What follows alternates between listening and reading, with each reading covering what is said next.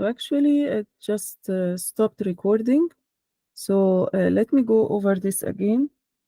Um, we need to understand what will happen in the do while loop. Okay, so you can see here we have statements on the top. We have an expression, and there are arrows going true or false. If true, it will go back to the statements.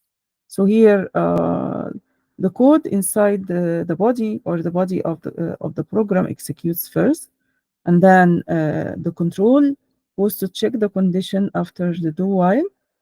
If the condition is true, the body executes again, and this repeats until the condition becomes false, and the program continues from the line after the loop.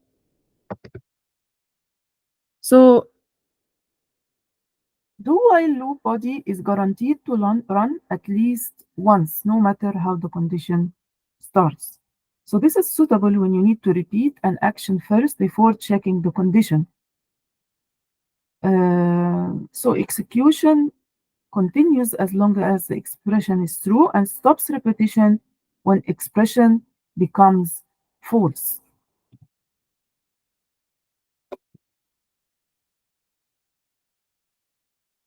Now we'll learn about another important loop type, which is the for loop. For loops provide a compact way to write counter-controlled loops in one line, actually, compared to while loop. The general structure of the while loop is for, and then there is an initialization and a condition and increment or update.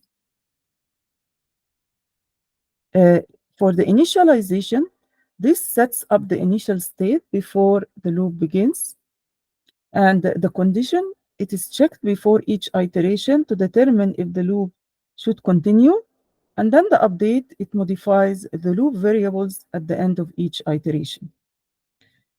So this structure actually makes for loops ideal for scenarios like generic sequences, processing arrays, or any situation where you can predict the number of iterations needed. Because also it allows clearly specifying the initialization, the condition check, and increment in one place instead of coding them separately like in the while loop. To understand for loops better,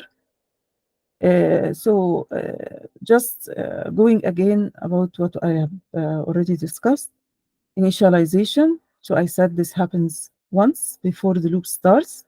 This is just to define the counter variable. And the condition, this is checked before every iteration to see if the loop should continue or not. And then the increment, this is runs at the end of each iteration.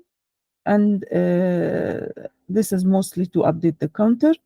And then the body will execute repeatedly as long as the condition remains true. This is similar to the while loop. So if performing happens in the initialization, evaluation or testing happens for the expression, and then execution in the update for the update, and this is to re-evaluate and test expression.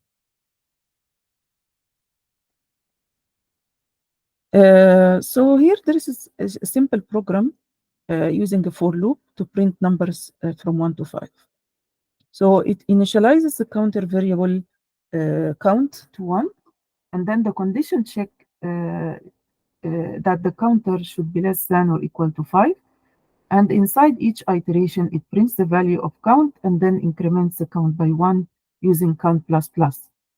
So this shows how the counter variable controls the number of iterations because it starts at 1, gets checked against 5 in each loop, and increments by 1 each time until it crosses 5, and the condition is false to terminate the loop, becomes false to terminate the loop. So this shows again that initialization when count was equal to 1, and this creates the loop control variable count and sets it to 1.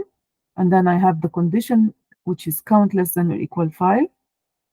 This means that the loop will continue as long as the count is less than or equal to 5.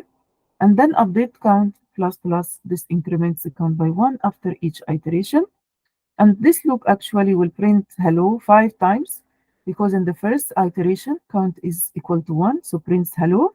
Then counts is incremented, becomes 2. And then in the second iteration, count is 2, so prints hello, then counts becomes 3. And then the third iteration counts is 3, it prints hello, and then count becomes 4.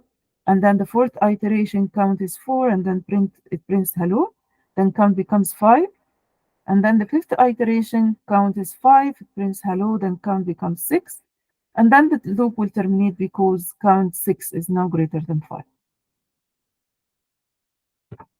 So when can we use the for loop? So we need to calculate, sometimes we need to calculate running totals or accumulate values over multiple iterations. For example, to find the total sum of numbers entered by the users, we can define a variable before the loop to hold running total. And inside the loop, we add or subtract each value to this accumulator variable. And at the end, it will hold the final total or result. So another an important characteristic of for loops is that they are pretest loops. This means, as we said before, the condition is checked before the first iteration. If the condition is initially false, the loop body never executes. And as an example, you see here on the screen. So here, I is already 10 at the start. So I less than 10 is false, and the loop body is skipped entirely. This behavior is crucial to understand to avoid logical errors in any program. So these are ways to modify the standard for loop structures for more complex scenarios. So one modification here is to include multiple statements in the initialization. So I have here two variables initialized, I and j, x and y, demonstrating how commas can separate multiple initialization statements. So sometimes you need to track multiple variables within single loop, so this could be useful. So here we can also include multiple statements in the update section of the for loop. So in each iteration, x and y are updated, and this can be useful for scenarios where you need to manipulate multiple variables, such as, for example, working with 2D arrays or implementing some algorithms. So sometimes we can omit parts of the for loop if they are not needed. So here the initialization is omitted because I is already initialized outside the loop. So this can be useful when you want to use a variable that's already been set up before the loop begins. The final modification here is the ability to declare variables within the for loops initialization. So here I have a variable with scope limited to the for loop.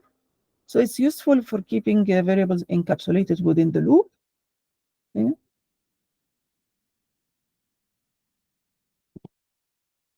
So which type of loop we use? So do while loop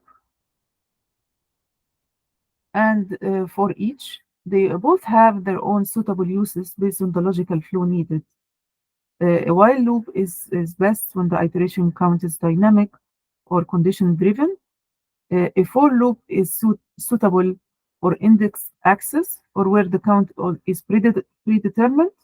And a do while loop is ideal for situations like where the body needs to run at least once before the condition is checked.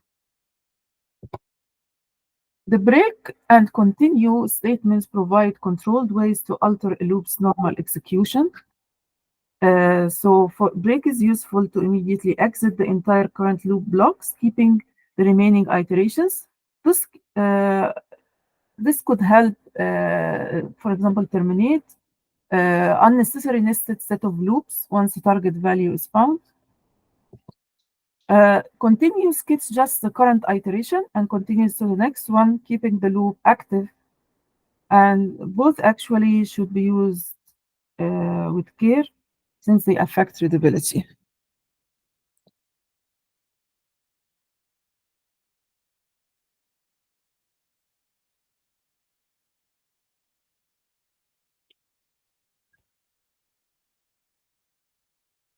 Thank you, everyone.